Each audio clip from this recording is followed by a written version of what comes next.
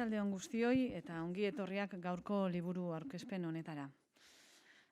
Buenas tardes a todas y a todos y bienvenidos a esta presentación del libro En Gogora, de Fernando Buesa, una biografía política, No vale la pena matar ni morir, cuyos autores comparten hoy mesa conmigo Antonio Rivera y Eduardo Mateo. Y también está con nosotros Marta Buesa, hija de Fernando Buesa. Gracias por venir y por haber elegido a Gogora para que este libro sea presentado en Bilbao. Nos parece que es algo a agradecer a la Fundación y también a los propios autores la voluntad de que esta biografía sea presentada en Bilbao, en Gogora, que es el Instituto de la Memoria, la Convivencia y los Derechos Humanos. En definitiva, es la casa de la memoria que impulsamos todas y todos a través de un acuerdo plural en el Parlamento y, por tanto, me parece que es el lugar idóneo para traer al recuerdo a una figura política tan relevante como Fernando Buesa y recordar a su vez, como no, que fue injustamente asesinado por ETA. Los autores serán los que nos van a contar los objetivos que persigue esta biografía política, pero yo quería destacar simplemente algunos apuntes y reflexiones que me ha generado su lectura. Y luego quizá, obviamente, sería de interés que entre todos pudiéramos abrir un diálogo. Aunque, tal y como dice el título, estamos ante una biografía política, la lectura de sus páginas nos acerca también a la persona, además de al político Fernando Buesa. Seguramente, además, la parte más desconocida para la mayoría de la ciudadanía. Es obvio que la biografía personal de cada uno y de cada una de nosotros marca nuestras opciones políticas y, en ese sentido, me parece un acierto abordar también la parte más personal y vivencial de Fernando Buesa. Además de constituir, de hecho lo es, un homenaje, creo que ayuda también a explicar las opciones y posiciones políticas que mantenía en cada debate y en cada momento. Nos ofrece además, sobre todo a aquellos que no somos alaveses, y eso yo creo que es interesante, la visión local vitoriana de la política de los años 80 y 90. Y reitero, es una perspectiva interesante porque quizá muchas veces ha sido la más desconocida en el debate político. Personalmente, reconozco que me ha gustado leer y tratar de entender esta perspectiva. Sinceramente, creo que es un buen ejercicio, siempre lo he creído así, escuchar y leer las vivencias de terceros para poder comprender mejor sus posiciones políticas. Y en ese sentido, también creo que este punto es de agradecer en este libro. También me ha parecido reseñable el trabajo de búsqueda en hemerotecas, archivos, diarios de sesiones de los discursos que en cada momento, ante conflictos o debates concretos, realizó Fernando Buesa. Es la mejor manera de conocer la trayectoria de una persona, es decir, la de recuperar sus propias palabras, ¿no? Y en ese sentido creo que realmente habéis hecho una labor muy rigurosa. Además de la biografía política de Buesa, estamos ante un análisis político realizado por los autores. Yo creo que esto no se esconde, es un análisis también político de estos años, ¿no? De los años 80 y 90, ¿no? Y también, sobre todo, de los años posteriores al asesinato de Fernando. Parafraseando a la inversa, una frase está recogida en el propio libro, no es una respuesta ética, es una respuesta política, podríamos decir. Es un análisis político sobre ETA, sobre el nacionalismo y, más concretamente, sobre la izquierda abertzale también. Pero también nos traslada una propuesta, su visión de cómo tiene que ser una convivencia democrática, partiendo de la visión y de los textos del propio Fernando Buesa. Desde esa convicción ética que ninguna identidad vale la pena matar ni morir por eso. No me queda, por tanto, más que agradecer el trabajo realizado y pasaros la palabra. Antonio, taedu, nahi duzuenean, zuena da hitza. Arratsalde on, muchas gracias por estar en esta presentación en Bilbao de este libro. Eskerrik asko Aintzane por habernos invitado y habernos facilitado estar hoy en Gogora, tanto la presentación de este libro que se enmarca dentro de la exposición que desde el día 6 de septiembre hasta el día 30, este próximo jueves, está aquí en Gogora, exposición de Fernando Buesa, el valor de la palabra, el del compromiso, que han podido ustedes ver arriba antes de bajar aquí. Por lo tanto, esta presentación se encuadra en en esta exposición, y también queremos dar las gracias al departamento que dirige Beatriz Artolazábal, el Departamento de Igualdad, Justicia y Políticas Sociales, por haber permitido, junto con Gogora, que estemos aquí. Esta exposición, que ahora está aquí, viajará en breve también a San Sebastián a finales de año, y también esperemos que lo haga a Pamplona. En concreto, el libro que hoy nos trae aquí es una iniciativa que en su día nace de la Fundación Ramón Rubial y en concreto de Rodolfo Ares, que también hoy está aquí con nosotros. Una propuesta que se hace a la Fundación Fernando Buesa y en la que entienden que tanto Antonio como yo deberíamos de desarrollarla. Es un trabajo conjunto entre ambas fundaciones que trabajan en memoria de dos referentes de la política vasca y española, en el caso de Ramón Rubial, y en el de la vasca y alavesa, en el caso de Fernando Buesa. Como decía Enchane, Fernando Buesa es uno de los políticos más relevantes de finales del siglo XX en Euskadi y nunca sabremos hasta dónde pudiera haber llegado gracias a su carisma y su liderazgo, porque ETA decidió acabar con él y privó a la sociedad vasca, a su partido, a las instituciones, del referente en el que se convirtió. Y sobre todo a sus amigos, compañeros y especialmente a sus nietos que no lo conocieron. Precisamente el libro está dedicado a sus 7 nietos y con ellos también a esa generación de niños que no conocieron a sus padres, abuelos, tíos o primos porque ETA decidió asesinarlos. También aquí incluiríamos a la sobrina de Jorge Díez, que tampoco pudo conocerla porque ETA lo mató junto a Fernando. Y también creemos que está dedicada, y nos gusta también pensarlo, a esa nueva generación de jóvenes que deben tener presente y conocer que todo lo sucedido no puede volver a suceder, porque es un libro que habla de memoria. Como decía Enchane, es un libro y un trabajo riguroso por la memoria y por el relato histórico, desde el año 77, cuando Fernando comienza su trayectoria política, hasta los primeros años del siglo XXI, los años que abarca esa trayectoria. Y no podía ser de esa manera, hablar de ese relato histórico, con un historiador como Antonio, con quien es un honor y un placer trabajar mano a mano y del que tanto aprendo con su buen hacer. Es un libro que no cuenta nada que no se sepa, pero en el que se ha intentado compendiar tanto su trayectoria, su pensamiento, el contexto histórico que le tocó vivir, las circunstancias de su asesinato, la reacción al mismo y también su legado que toma forma en el trabajo que desarrolla la fundación que lleva su nombre y que se creó en el mismo año 2000, en noviembre. Hay una ingente labor de búsqueda, como decía Enchane, en hemerotecas de la prensa diaria de todos aquellos años y en numerosa bibliografía, así como en los testimonios de sus compañeros, amigos y periodistas. Aquí veo también alguno. Y también de su familia. Tenemos a Marta y junto con el testimonio de Nati, su madre, y de Sara y de Carlos, ha sido imprescindible para escribir este libro. Sin su testimonio, sin su aportación no hubiera sido posible. El libro, hay que decirlo, tiene un índice de términos que contienen tanto a las personas, los lugares, los temas que van apareciendo en las casi 200 páginas que componen el libro. Un trabajo arduo en el que Antonio se empeñó en hacer y que se debía hacer porque facilita la lectura y la búsqueda de información, porque es muchísima la que contiene. El libro comienza relatando cómo se prepara y cómo se comete el asesinato de Fernando y Jorge. No es un libro lineal en cuanto a la cronología, es más bien temático. Se van abordando las distintas facetas de la vida de Fernando y con ella los distintos momentos políticos, sociales, institucionales o personales que le tocó vivir.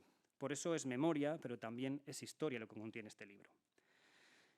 Haciendo un breve, un sucinto recorrido un poco por las distintas partes, para que conozcan ustedes, que no lo conozcan en profundidad a Fernando, pues Fernando nace en esta ciudad, en Bilbao, en 1946, pero es un vitoriano de toda la vida. Nace aquí porque su padre estaba desarrollando el ferrocarril que iba de Pedernales a Bermeo y, por lo tanto, nace en esta ciudad.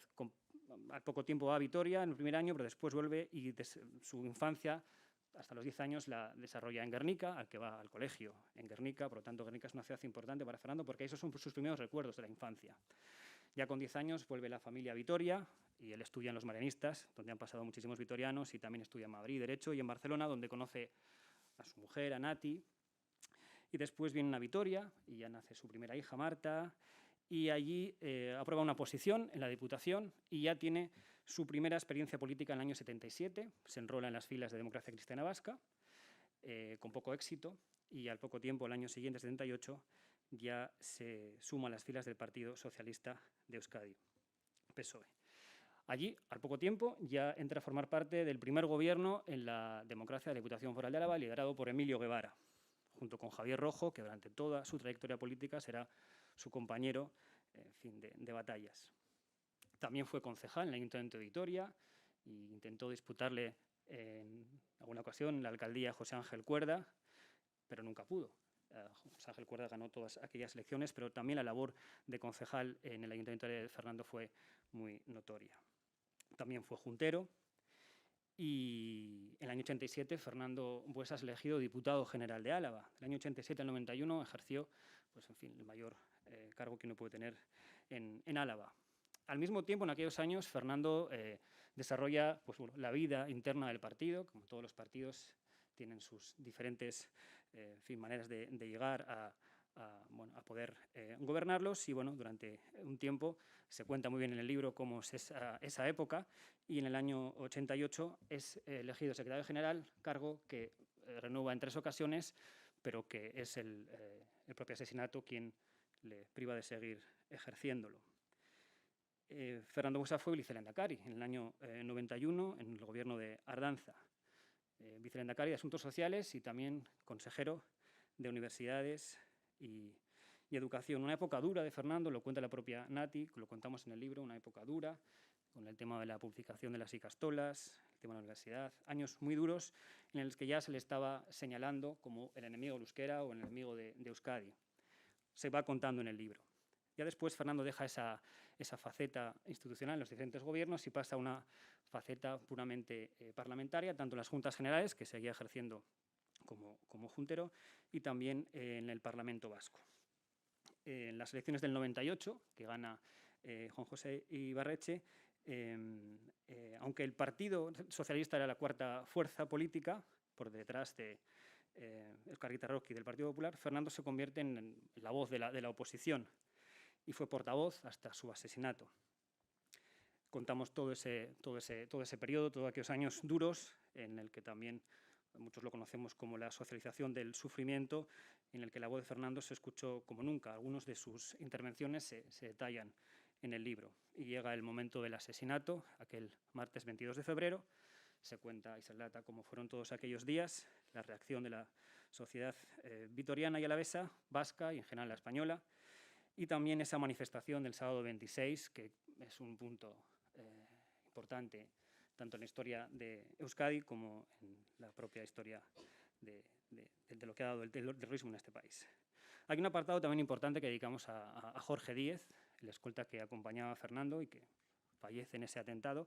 Hablamos de su familia, de su hermana, de lo que le gustaba estar en su pueblo, en la zona de la montaña alavesa, en fin, un capítulo obligado. Bueno, con todo ello vamos contando el impacto, como contaba Inchanet, no solamente la historia acaba ahí, sino que contamos un poco los siguientes meses y años cuál es el impacto que el asesinato de Fernando Buesa tiene en la sociedad alavesa. Hay una serie de cambios en el ámbito de la Caja Vital, la universidad, el sindicato, la Cámara de Comercio, etcétera. En fin, todas esas cuestiones se abordan en el libro con muchísimos datos y también hablamos, como no, de la fundación. Si hay un legado que queda de Fernando a día de hoy, es la fundación. Ponemos en el libro, no sabemos si Nati lo pensó esa misma noche o poco después, pero tenía claro que tenía que hacer algo, que el legado de Fernando, no su legado político, sino un poco su trayectoria por la democracia, por la libertad, por los derechos humanos, tenía que verse reflejado en algo. Y así su familia pues, decide con amigos de Fernando, gente cercana de Fernando de todas las ideologías y de todas las profesiones, crear esta fundación que el próximo noviembre cumplirá 21 años. Por eso hemos hecho este libro. En fin, son muchas cosas las que se relatan. Antonio en fin, conoce mucho más la historia y seguro que nos va a abordar mejor esta cuestión. Pero yo también quería terminar un poco con ese legado suyo ideológico que trasciende a lo que es el propio partido y que resume para mí lo que Fernando defendió durante su vida. Está casi al final del libro, en una de sus intervenciones en las Juntas Generales en el año 99, un año antes de asesinarle, dice esto. Es un párrafo y con esto termino porque yo creo que es la mejor manera de conocer a Fernando. Construir convivencia, un país para todos en el que los sentimientos de identidad nacional o cultural no resulten ser categorías políticas, porque todos pueden expresar los suyos con libertad. Un país en el que la única categoría política que confiere derechos y obligaciones sea la ciudadanía, que no distingue ni discrimina a nadie por razón de sexo, raza, religión, opiniones políticas identidades nacionales o culturales ni sentimientos. Pues este era Fernando, y con este párrafo yo creo que se resume bastante cuál era su objetivo en la política. Así que sin más os dejo con Antonio. Bueno, Arratsalde on, buenas tardes y muchas gracias a todos ustedes por su presencia en este acto. Posiblemente no sea la manera más original de empezar esta presentación señalando la capacidad letal y corruptora que tiene la violencia y en concreto la violencia terrorista, ¿no? Tiene una multitud de expresiones de esto que les señalo, pero en lo que tiene que ver con el asunto que esta tarde nos ocupa, yo señalaría por lo menos dos, ¿no? La violencia terrorista hace que lo que está en torno suyo, tanto a favor como en contra, acaba adquiriendo una connotación épica que cuando nos desprendemos de la misma se convierte abiertamente en patética. Determinadas actuaciones que hemos vivido en Euskadi con terrorismo, cuando se reproducen en otros lugares sin terrorismo, adquieren expresiones que se desvalorizan de una manera muy singular, a diferencia de lo que ocurría, por desgracia, en nuestro país. Y esto tiene una consecuencia que afecta a lo que trataremos de explicar, que remite al hecho de que podemos caer en la trampa o en la tentación de pensar que determinadas personas, el caso concreto de Fernando Buesa, adquieren una dimensión histórica, adquieren una importancia entre nosotros simplemente, pónganle todas las comillas que quieran al simplemente, por el hecho de haber sido asesinado. Y sin embargo no es así. Yo creo que el objetivo de este libro, más allá de satisfacer la obligación que teníamos de recordar al cabo de 20 años tanto el crimen de Fernando y de Jorge, como también y particularmente la andadura y la trayectoria de la fundación que lleva su nombre, tenía que ver, como les digo, con la reivindicación de un personaje, de un discurso, de una disposición ante la realidad que sigue siendo histórica porque si en aquel momento fue contemporánea, hoy sigue siendo contemporánea. Es decir, hay muchas cosas, y lo verán ustedes con la lectura del libro, hay muchas afirmaciones, hay muchas exposiciones. Eduardo ahora mismo leía un pequeño fragmento que al cabo de 20 años siguen siendo tan contemporáneas como lo fueron en 1998 o en 1999. Incluso que atienden a problemáticas y a cuestiones que pensábamos de alguna manera más o menos resueltas. Miren ustedes que estos días estamos dándole vueltas a la posibilidad de cuestionar al cabo de 20 y muchos años, uno de los legados más importantes que generó Fernando Buesa, como es precisamente la Ley de Educación Vasca, de Educación Pública, y lo que tiene que ver con aquellos modelos lingüísticos que todavía siguen entre nosotros y como lo que tiene que ver con la articulación de las dos grandes ramas que hay dentro del sistema educativo público vasco, perdón, del sistema educativo vasco y de todos los países que más o menos están ordenados, lo público y lo privado. Dos debates que parece que ahora vuelven a reabrirse de alguna forma. Es evidente que lo que se hizo hace 20 y tantos años tiene que ser puesto a revisión, pero sería también muy interesante que aquellas formulaciones que se hicieron en su momento se reconsideren y se consideren por aquello de que no cometamos al cabo del tiempo errores que sorteamos o que fuimos capaces de sortear hace nada menos que un cuarto de siglo. El libro trata de alguna manera, como les digo, de reivindicar esta dimensión histórica por contemporánea de Fernando Buesa y va haciendo un poco un esquema casi de matrioska, ¿no? Es decir, aunque es una exposición cronológica un tanto desordenada porque trata un poco de llevar de alguna manera al lector o lectora, pero es una exposición que trata de explicarnos por qué este hombre fue importante más allá de que lo mataran.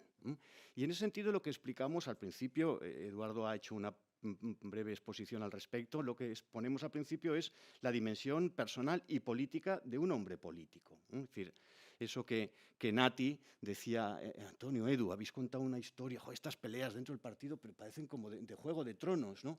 Las peleas dentro de un partido, cuando hay violencia de por medio, son de Juego de Tronos. Cuando no hay violencia suelen ser menos épicas, ¿no? Y son de otra naturaleza, ¿no? Pero esa parte, es decir, dibujar al héroe solamente con una biografía plana, limpia, impoluta, eso no es real y ni siquiera quedó bien. Fernando luchó porque era un hombre convencido de que sus tesis tenían que salir adelante y supongo que pisaría más de un callo y hay que recordarlo. La historia, decía Decía Oliver Cromwell cuando le estaban pintando un retrato, pínteme como soy, incluso con las verrugas. Esto es lo bonito de la historia. Hay otras narraciones que no remiten a este tipo de cosas. Entonces, contamos primeramente la importancia de esta persona en su juego, tanto parte en su dimensión personal y familiar, y también en su juego político, que es muy importante. Pero claro, la consecuencia de esto es que ello no justifica, digamos, una biografía de esta importancia, de esta naturaleza. Bueno, pues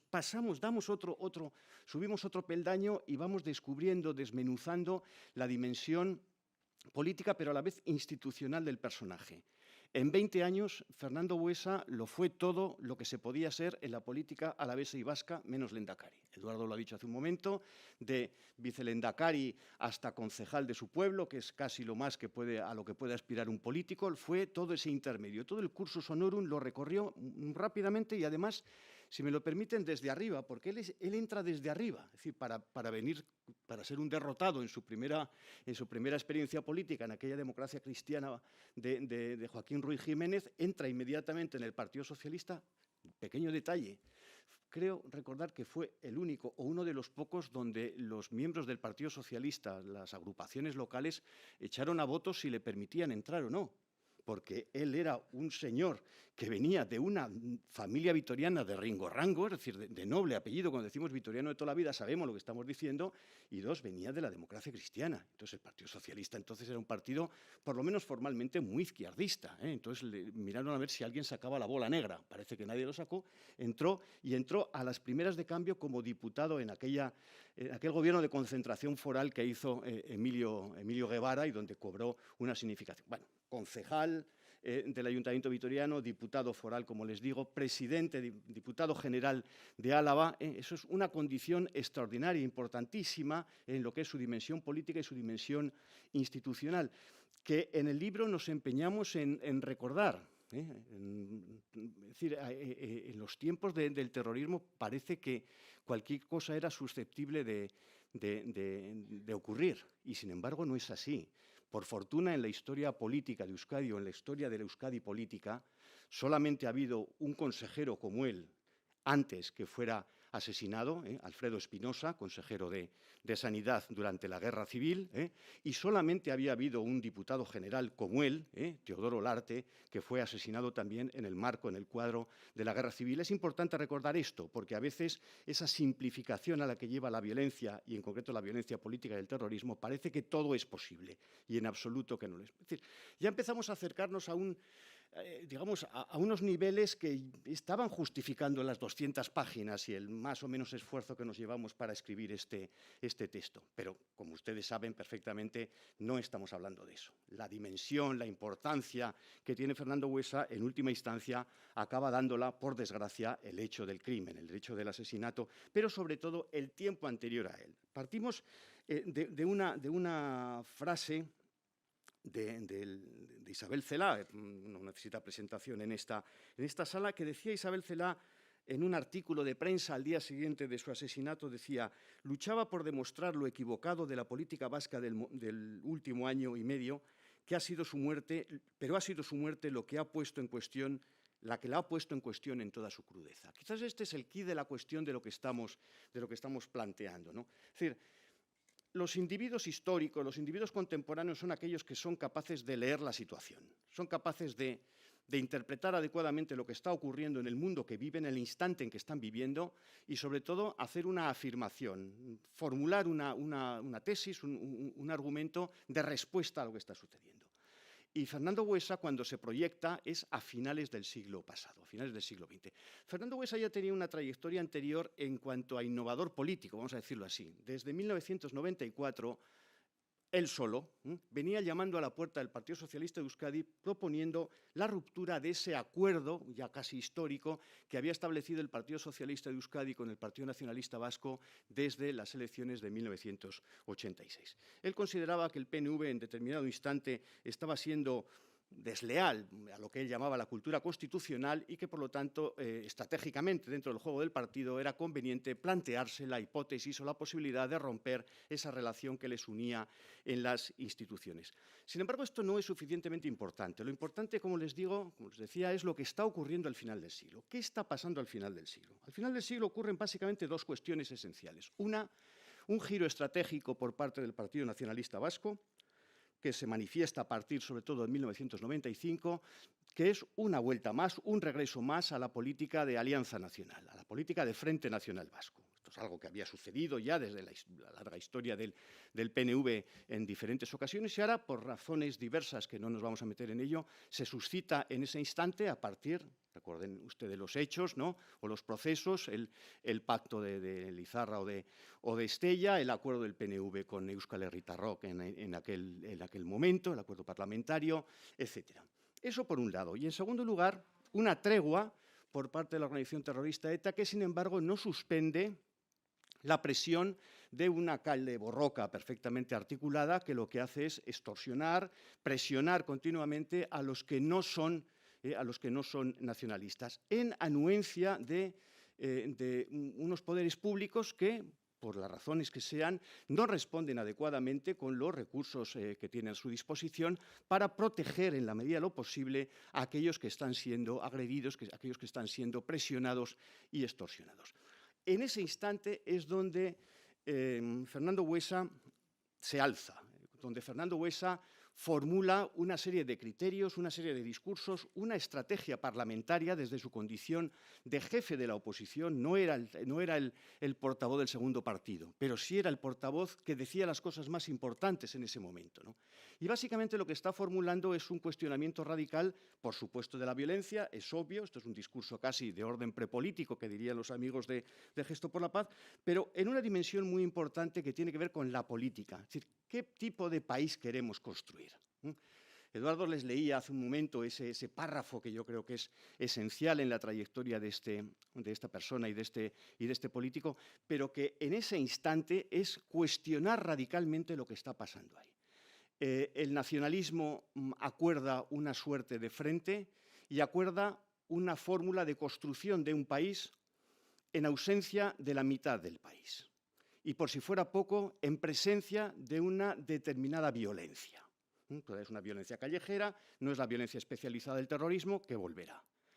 Esto es lo que está poniendo en cuestión la situación y esta es la reclamación, el recordatorio que hace Fernando Buesa de que únicamente se puede construir un país como Euskadi reconociendo, respaldando desde las instituciones la condición plural y diversa que tiene esta sociedad vasca. Esta es la esencia de su discurso. Esto es lo que está afirmando, que no hay ninguna esencialidad, que no hay ningún tipo de identidad de ningún género que permita a unos individuos ubicarse en su condición de ciudadanos de primera respecto de otros que no lo son y que, por lo tanto, en ese instante pasan a ser ciudadanos de segunda.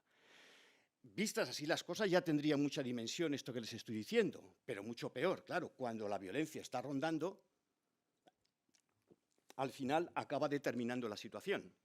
Hasta ahora lo que les estoy describiendo era una cale borroca activada con el mando a distancia, pero a partir del crimen del teniente coronel Blanco, si no me equivoco, sí, en enero del año 2000, las cosas cambian radicalmente y, por desgracia, pues es el crimen, ese 22 de febrero de ese año contra Fernando y contra Jorge, lo que trastoca por completo esa situación. Y entonces en el libro pasamos a hablar de un momento del que no se ha escrito todavía demasiado, pero que tiene una importancia extraordinaria, ese fin de siglo, principio del siguiente, ¿no? Primero se habla de esa semana, antes les decía en la pequeña presentación al señor alcalde y quienes la acompañaban, que es esa semana en la que creo que todos quisiéramos haber dicho y hecho cosas distintas de las que hicimos y dijimos, ¿no? Creo que sin excepción, ¿no? Y esa semana disparatada a todos los efectos, en lugar de contribuir a la unidad contra el terrorismo, contribuyó precisamente a todo lo contrario y terminó en esa extraordinaria imagen, extraordinaria y patética, otra vez más, imagen de división aquella tarde de sábado en la gran manifestación por la avenida de Gasteiz hasta la plaza de la Virgen Blanca, esa expresión de la división, en definitiva, de los vascos. Pero más allá de ello, lo que ocurrió también es que dio inicio, yo alguna vez lo he puesto en otra publicación, a los años que vivimos peligrosamente, ¿no? Es decir, ese tiempo que va, fíjense, desde 2000 hasta 2004. Está aquí Florencio Domínguez, que es de los buenos conocedores de la situación de ETA, y 2004, los expertos coinciden que es un poco el principio del fin, es el canto del cisne. Y esos años entre el 2000 y 2004 son ese instante en el que parece que nos encontramos con una ETA tan potente y tan destructiva como lo había sido en los años de plomo del 79 al 81, sobre todo por el carácter de magnicidio que tienen los crímenes y los asesinatos que lleva a cabo, y sin embargo es el instante en el que retrospectivamente hemos podido comprobar que es donde entra su declive. El canto del cisne es el término adecuado. Fíjense, aquella maldita tarde de aquel sábado soleado en Vitoria, sin embargo, que aquel fue un fracaso de todos los que luchábamos en contra del terrorismo y de la violencia, sin embargo fue también uno de los puntos de partida para que se recuperara la situación con un precio extraordinario. Ese precio de los magnicidios, esa sucesión de asesinatos en esos días, fíjense, 47 muertos hasta 2003, nombres que tienen todos ustedes en la cabeza y que no tengo la necesidad de recordar en este momento, pero sin embargo un instante en el que ya de una manera definitiva aquello que se ha hablado de la reacción de la sociedad vasca yo creo que se manifestó de una manera realmente importante, ¿no? Como decía, no sé si lo decimos en el libro o lo he leído en alguna ocasión, un guardia civil decía en la Vitoria de principios del siglo XXI, antes nos enterraban por casi a hurtadillas y sin embargo ahora se celebran grandes manifestaciones de reconocimiento por nosotros. Eso es lo que había cambiado, o una de las cosas que había cambiado en realidad en la sociedad vasca. Y había cambiado, entre otras razones, por personas y por testimonios que había llevado a cabo individuos o personas como Fernando Buesa, que les estoy señalando aquí. Fernando, con su trayectoria, termino ahí, con su testimonio, con sus explicaciones de lo que estaba pasando y con sus alternativas a lo que estaba pasando, de alguna manera nos puso otra vez en una de las cuestiones principales que tienen que ver con la contemporaneidad vasca desde hace un siglo largo, ¿no? Es decir, ¿dónde están los límites de la hegemonía y dónde están los principios de una sociedad homogénea? Este es un asunto complicado, ¿eh? Todo grupo político tiene la intención y el derecho de establecer la hegemonía política. La hegemonía no es otra cosa que lo que yo pienso como facción política es lo que acaba haciendo el conjunto de la sociedad, o por lo menos lo que acaba haciendo la mayoría de la sociedad, lo que la sociedad toma como normal, la normalidad. Este es el éxito perfecto de una formación política siguiendo al viejo maestro Antonio Gramsci. El problema es que entre la hegemonía y la tentación del dominio, en este caso del dominio de la creación de una sociedad a imagen y semejanza de la facción política, hay un pequeño salto. A finales de los años 90, a finales del siglo pasado, posiblemente estaríamos en aquella tesitura. Y además podíamos estar en esa tesitura con un acompañante perverso, como les decía al principio de mi intervención, como es la violencia, como es la presión terrorista que ni siquiera deja que los individuos se apunten a la mayoría, sino que les fuerza a cogotones para llegar a ello.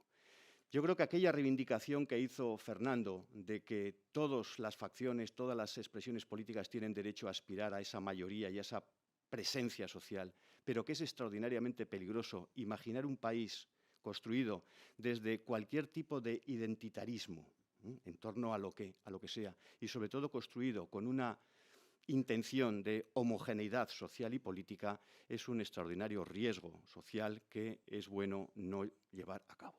No llevar a cabo en el año 2000, cuando por desgracia le mataron, pero posiblemente no llevar a cabo en ningún momento de la historia de un país. Muchas gracias.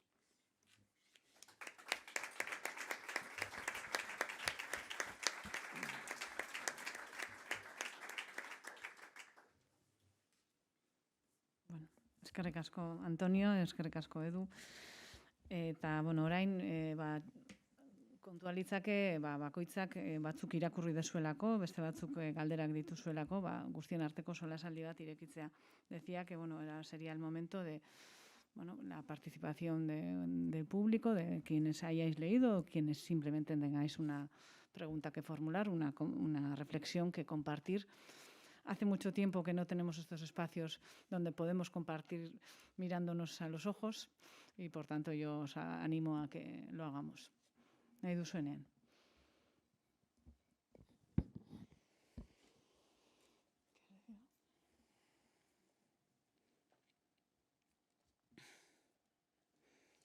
Igual hasta se nos ha olvidado, ¿no? O sea,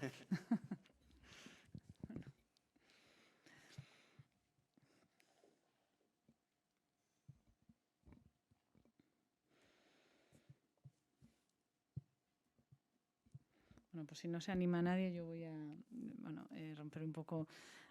Habéis hecho un resumen, bueno, al fin y al cabo estamos en una presentación, un resumen, pero sí que, bueno, además, todo el mundo conocemos a Antonio y por tanto no podía ser de otra manera. Tiene mucha parte, y lo digo en positivo, de análisis político, como lo acabas de hacer ahora, ¿no? Y en ese análisis político hay algunas cuestiones que tú mismo sabes que pueden generar debate, ¿no? Igual ahora los has dicho un poco más por encima, pero sí que hay una crítica clara, no solo a esa semana posterior al asesinato, sino todo lo que supone la posición del nacionalismo frente al terrorismo, ¿no? Por eso he querido traer una frase que está en el libro, que me ha llamado la atención, ¿no? Que venís a decir algo así como que el mundo nacionalista llega hasta la crítica ética, pero no a la crítica política. No sé si puedes desarrollar un poco ese argumento, ¿no? Sí, yo creo que el argumento se explica con la actualidad política. Es decir, si hay una cosa en la que está empeñado el PNV en los últimos meses, es en insistir en la denuncia política del terrorismo. Yo creo que con más interés e insistencia como no habíamos escuchado hacía mucho tiempo. Y yo me congratulo, me congratulo. Pero creo que, claro, cada afirmación se corresponde con un tiempo, ¿no? El momento del Frente Nacional, es decir, el momento del 95 hasta que ya la propia violencia, el propio terrorismo lo hace realmente imposible, es un tiempo en el que se apuesta por la unión de los nacionalistas frente a, por utilizar la jerga de la época, me perdonarán, la unión de los demócratas, como se decía en aquel tiempo, ¿no? Y esto es una opción, esto no es una opción y es una opción política. Y ese es el marco del debate en el que interviene Fernando Buesa. Obviamente Fernando Buesa interviene en contra de ello, ¿no? Y también la posición nuestra particular, lógicamente, está en la misma posición y en la misma intención, ¿no? Claro, esto es una crítica, como muy bien decías, es una crítica a la política que lleva a cabo, la política estratégica que lleva a cabo el Partido Nacionalista en ese momento, y entendemos que así hay que decirlo desde el punto de vista también histórico o historiográfico, ¿no? Es decir, esto es de alguna forma lo que ocurrió. Evidentemente, esto no quita para que el ciudadano como tal diga, bueno, pues es que en aquel momento esta era una apuesta. Recordemos que en aquel momento esa apuesta venía acompañada y bendecida por el argumento de que también era una vía, se utilizaba el término de una pista de aterrizaje, ¿no? Que era una posibilidad para que efectivamente pues, el mundo de la izquierda abertzale y sobre todo ETA, que es la que mandaba en todo aquello, pues dejara la violencia. Incluso se podrán hacer, a mí me costaría trabajo esa construcción mental, ¿no? Pero se podría hacer algún tipo de análisis en el sentido de conectar esa experiencia, ese tiempo, con lo que acaba pasando a partir de lo que acaba llegando a 2011, vamos a decirlo así. Insisto que a mí me costaría hacerla, no me la creo de momento, pero si alguien me convence, pues encantado de la vida. Pero lo que ocurre en ese instante, yo creo, yo creo que lo explicamos en ese sentido, ¿no? Es decir, bueno, el PNV cambia, da un viraje en su política anterior, y eso es lo que cambia radicalmente el estado de cosas, ¿no? Y eso es un poco lo que cambia el escenario, y eso es a lo que se tiene que enfrentar Fernando, eso es a lo que se enfrenta, y eso es lo que le acaba generando una importancia, ¿no? Que por desgracia pues esa importancia la remacha y le da una dimensión épica, otra vez, como decía al principio, la violencia. Pero, y es un poco lo que interesaba señalar al principio de lo que se apuntaba, yo creo que ese discurso de reclamando la ciudadanía frente a la identidad, pues sigue siendo muy importante. Yo particularmente como Antonio Rivera, y como historiador cuando escribe, pues me ubico en ese posicionamiento con radicalidad y contundencia. Y él lo hace en un momento dramático, en un momento acuciante, en un momento en el que lo que dice puede costarle la vida, como acaba ocurriendo, pero es importante que consideremos hasta qué punto eso que decía entonces en esas circunstancias y con esos condicionantes sigue siendo un discurso válido para el presente. Yo, en una condición ya que trasciende mi condición de historiador y ya como ciudadano, creo que es muy importante el reivindicar en ese sentido la ciudadanía. Hay determinado tipo de debates que en este país van y vuelven, y algunos de ellos están volviendo y algunos volverán a repetirse con más intensidad. Es bueno que lo recordemos, es bueno que recordemos a Fernando no solo porque fue asesinado, sino porque decía estas cosas y porque estas cosas siguen siendo contemporáneas políticamente hablando, ¿no? Y yo creo que esto es un poco el interés. Evidentemente es un ensayo historiográfico en ese sentido, y bueno, pues lógicamente, como se suele decir, posicionado desde una perspectiva concreta, no otra, ¿no? Así es. Y se dice claramente. A mí me parece que lo interesante es que precisamente eso no se esconde y además así tiene que ser. ¿Vale?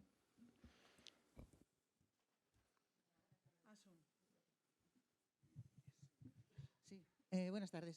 Oye, yo, a propósito de la manifestación famosa que has estado comentando, Antonio, yo recuerdo, porque estuve en aquella manifestación, evidentemente, y estuve con mi familia, con unos compañeros del Partido Socialista, y lo que a nosotros nos dejó bastante atónitos es que, a ver, nosotros íbamos con el único ánimo de protestar contra el asesinato de 2 seres humanos, ¿no? Y resulta que nos encontramos que la gente del Partido Nacionalista Vasco iba con pancartas de sus bachoquis, no bachoqui a banda, bachoqui, no sé, chavaleta, en fin. Iba. ¿Cómo analizáis? ¿A qué vino aquello? ¿Por qué lo hicieron? Bueno, antes decía que es la semana en la que a nadie le gustaría volver a estar en lo que estuvo, ni siquiera con esas posiciones, ¿no? En el libro hablamos de un constructo, ese es el término, es un constructo que se lleva a cabo, yo creo que desde el día martes es desde el jueves. Un constructo, estamos en momento preelectoral, no lo perdamos de vista, y en momento preelectoral cualquier cosa, y además cualquier cosa en una sociedad habituada al terrorismo, porque por desgracia ese era nuestro escenario, todo vale para el convento.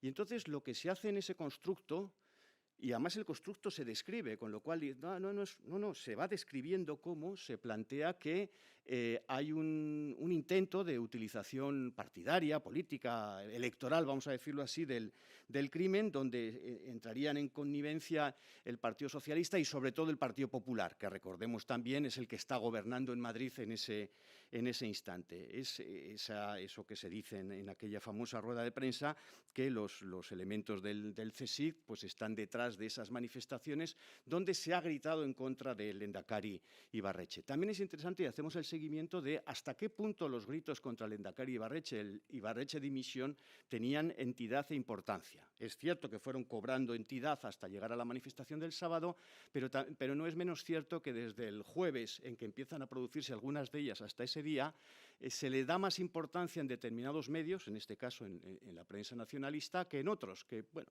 pasa a formar parte de una de las cosas que se decían, ¿no? Lo que acaba ocurriendo el sábado es una operación defensiva por parte del Partido Nacionalista Vasco, que lee lo que está sucediendo en términos de agresión. Y, por lo tanto, un partido pues, que tiene una determinada fortaleza, lo que hace es sacar todos sus recursos y ponerlos en la calle para defenderse como partido y para defender la expresión del partido más clara que tenía institucionalmente en ese momento, que era la del Lehendakari Ibarretxe, ¿no? Al cabo de los años, pues cuando lo leemos nos parece, los que estuvieron o estuvimos allí, es como tú y como yo, nos puede parecer que menudo lo que pasó, ¿no? Pero bueno, esto es un poco la descripción de lo que allí pasa. La lectura que hace el PNV es una lectura en términos de agresión.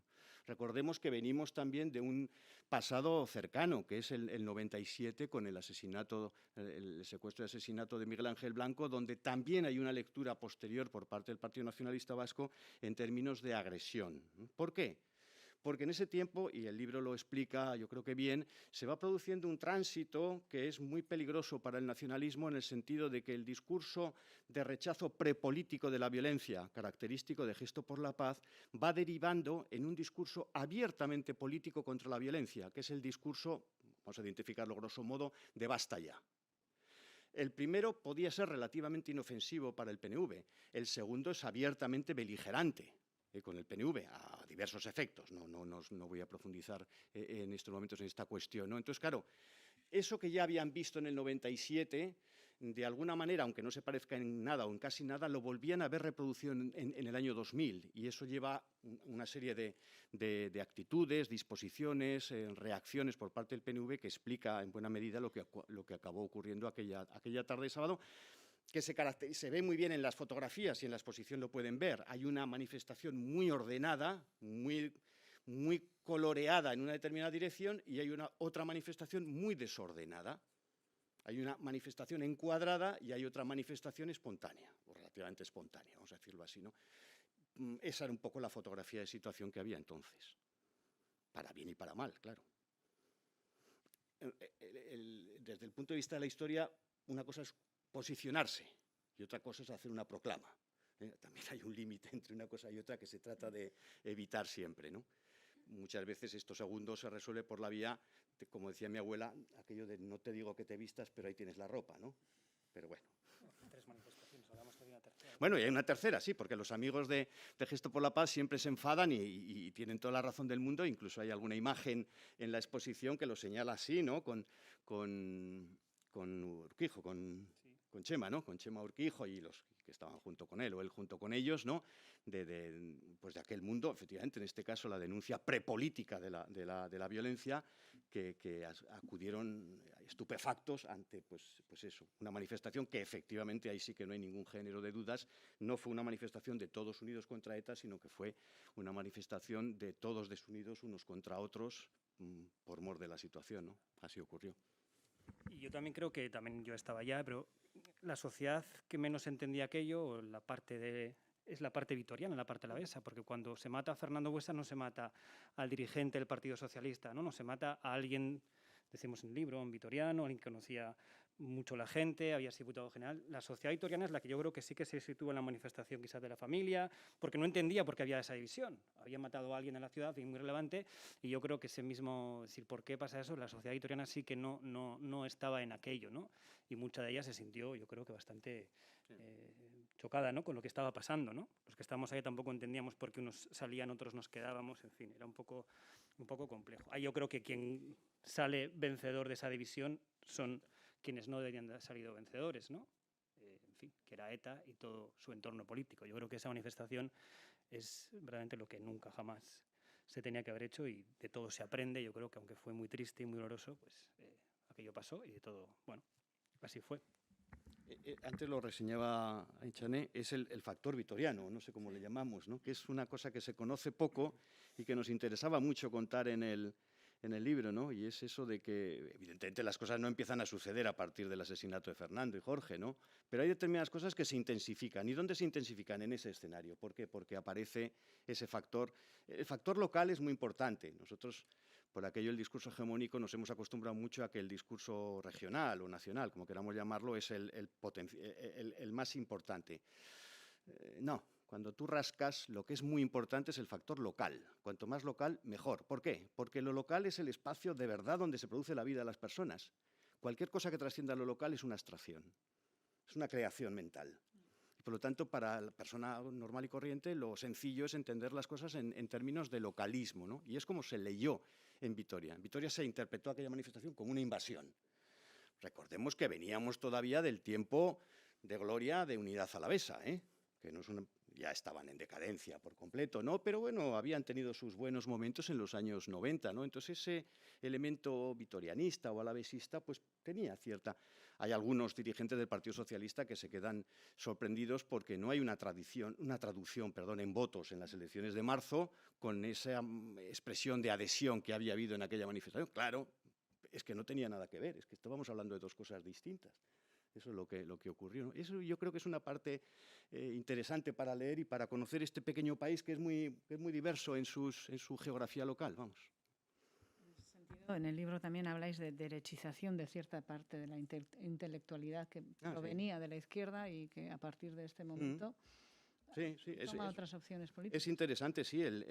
Antes hemos hablado de ese cambio de gesto por la paz, no de cambio, vamos, de ese momento de gesto por la paz a ese otro momento de basta ya, y es muy interesante cómo el terrorismo ha tenido muchos efectos muy diversos, y uno de ellos ha sido precisamente que una parte de la intelectualidad vasca, de la academia, de la universidad, es de los que se enfrentan al terrorismo y acaban adoptando en ese tránsito del antiterrorismo al antinacionalismo vasco y finalmente vinculándose a lo que está funcionando en ese momento, que es el Partido Popular hasta 2004, y adoptando un posicionamiento a tal punto que volvemos a una situación que curiosamente se repite en exceso en la historia contemporánea española, y es que una muy buena parte de la inteligencia del nacionalismo español se recluta en Euskadi, que es una cosa interesante que teníamos que preguntarnos por qué ocurre, ¿no?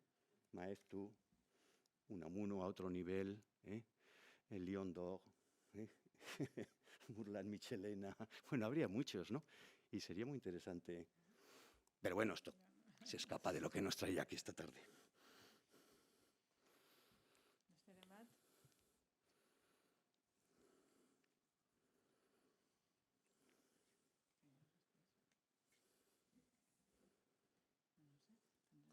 Marta, no sé yo si tú quieres decir algo.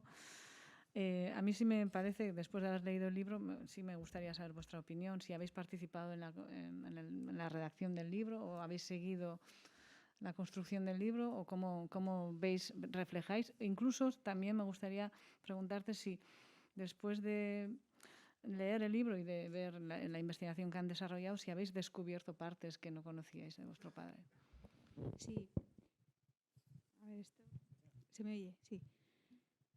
Bueno, sí, claro, desde el principio tanto Eduardo como Antonio nos consultaron y nos pidieron ciertas cosas que no encontraban, ¿no? Ciertos detalles de tipo personal que igual ellos no conocían. Y luego también nos dieron a leer el borrador antes de darle ya la forma definitiva, ¿no? Y contaron con aportaciones que hicimos nosotros. Y sí, para mí, desde luego, ha sido un descubrimiento también, porque claro, yo tengo una idea de mi padre, pero todo ese entramado político, todas estas cosas que se descubren en el libro, yo no las conocía.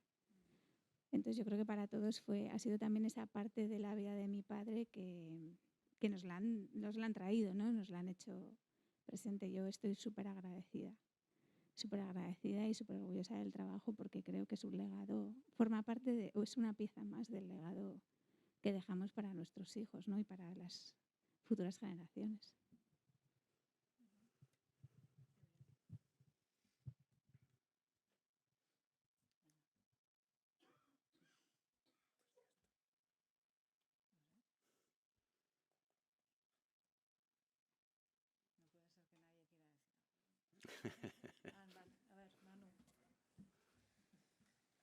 En clase se dice, cuando nadie pregunta, es que o todo ha quedado muy claro o nada ha quedado claro, ¿no?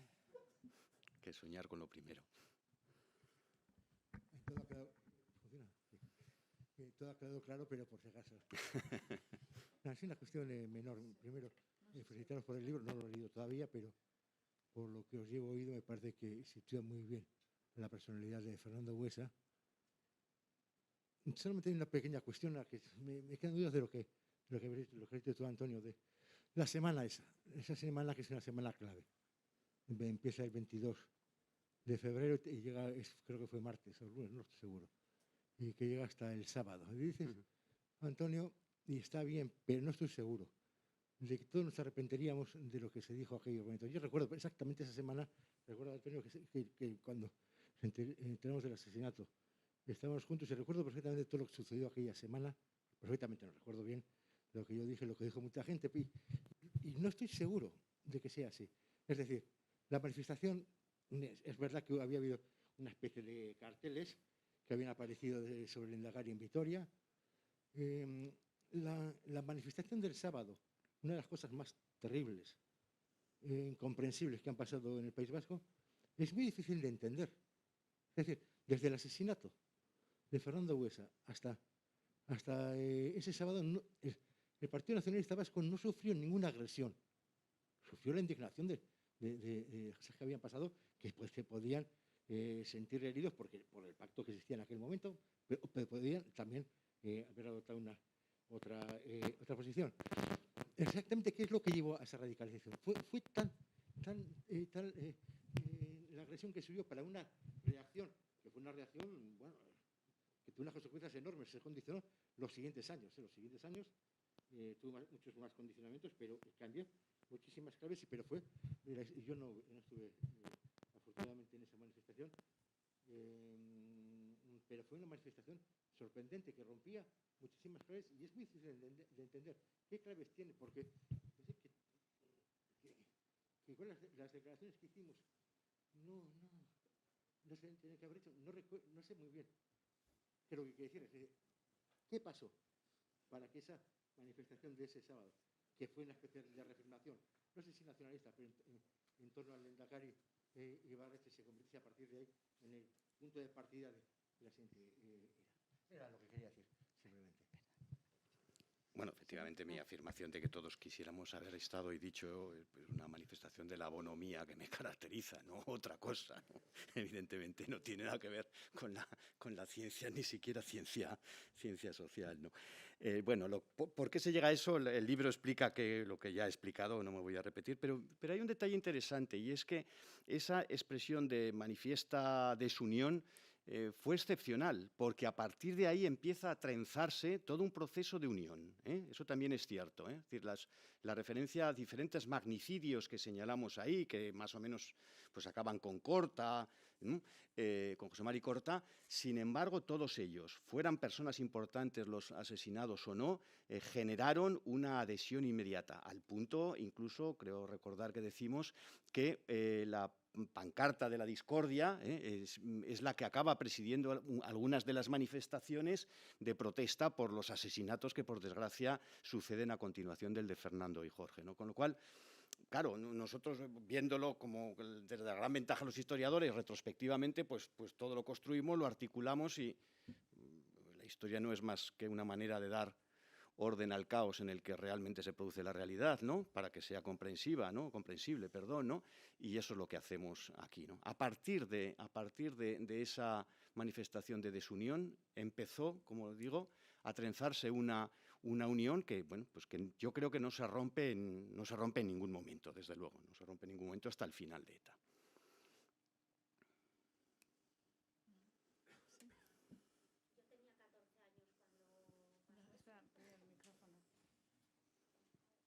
Tenía 14 años cuando pasó todo esto y comentas que hay muchas frases que decía Fernando Buesa que hoy en día tendrían mucha vigencia.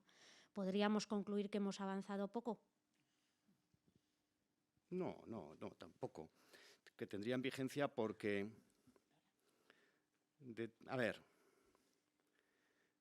decía uno de nuestros maestros que la historia contemporánea vasca se sintetiza en dos términos y, de hecho, los utilizó para titular un magnífico libro que yo les recomiendo. Estoy hablando de Juan Pablo Fusi en ese libro que se titula País Vasco, Pluralismo y Nacionalidad, ¿no? Claro, es una pequeña comunidad que se mueve en dos términos que es muy difícil trenzarlos adecuadamente y que cuando operan casi como contradictorios se convierte en una comunidad peligrosa. Es decir, si la ciudadanía y las instituciones se empeñan en llevar las dos riendas de esta carreta al unísono, en paralelo, y hacer que el país cada vez sea más expresión de sí mismo, vamos a decir así, para que todos podamos sentirnos representados en esta afirmación, pero a la vez lo suficientemente respetuoso y animador de la pluralidad, de la diversidad que lo constituye, no hoy, sino que lo constituye desde que es moderno. El País Vasco en el siglo XVIII no era plural, no era diverso, era tan homogéneo como eran todas las sociedades premodernas. Pero el País Vasco en la modernidad pasa a ser una sociedad plural, diversa. No vale eso de decir, bueno, es que todas las sociedades son plurales y diversas. No estamos hablando de eso. no estamos hablando de...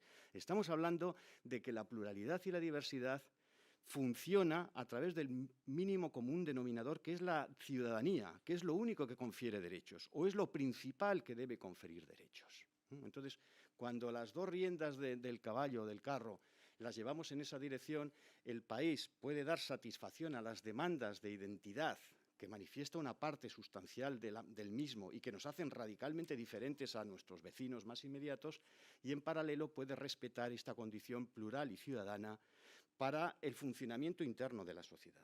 Esta tensión es característica de la sociedad vasca en el último siglo y medio. Y va a seguir siéndolo. O sea que en ese sentido no es que estemos en el mismo sitio, es que recurrentemente volvemos a determinado tipo de debates, ¿no? Otros colegas también muy significados utilizaron para hablar de la historia casi oficial del Partido Nacionalista Vasco el término el péndulo patriótico, para remitir a un partido que se caracteriza por, desde su origen, desde 1895, por ora vivir en un cierto pragmatismo, ora vivir en una cierta exaltación, ¿no? Bueno, lo que quiera vivir ese partido y sus partidarios, pues está muy bien. Lo que pasa es que más allá de ellos, pues hay una sociedad. Y esa sociedad, pues, sufre, disfruta o padece, dependiendo cuál sea la actitud de un partido que en los últimos decenios, solo en los últimos decenios, pues ha ganado una solvente hegemonía, y que, por lo tanto, los giros estratégicos que lleve a cabo pues tienen una consecuencia muy importante para el conjunto social, no solo para ellos, también para ellos.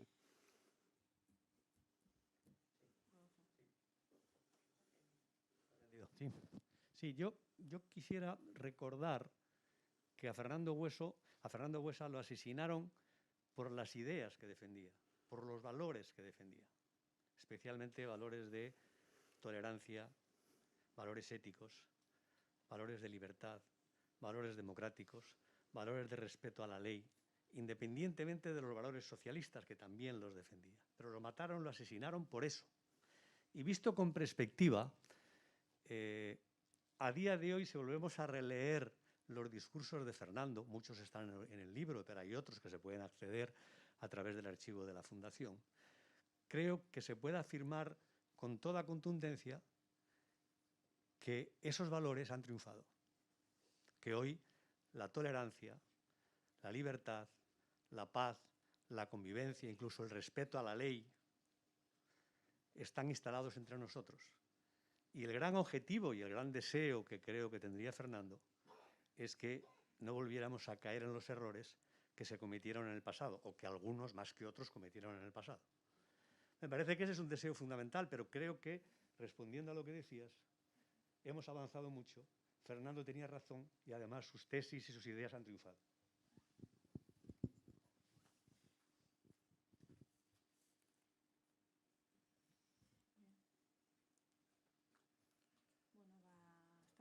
Azkenengo pertsonaren batek zerbait esateko baldin badu, oraintxe aukera. Eta bestela, bukatzen joango gara. Perdón. Sí, decía que si alguien quiere hacer alguna última reflexión, alguna pregunta, y si no, iríamos terminando. Bueno, besterik gabe, beraz, no sé si queréis acabar diciendo algo. Bueno, pues yo agradeceros vuestra presencia hoy aquí. Creo que ha sido muy interesante conversar. Podríamos seguir debatiendo, seguro que seguiremos debatiendo. Quizá nos falta un poco de costumbre para tomar la palabra en estos actos, pero poco a poco nuestro objetivo también es, así como ha sido este libro hoy, pues seguir con esta actividad y que podamos generar espacios de reflexión, de memoria, de convivencia entre diferentes, que es para lo que estamos. Eskerrik asko etortzeagatik. Beste bat arte.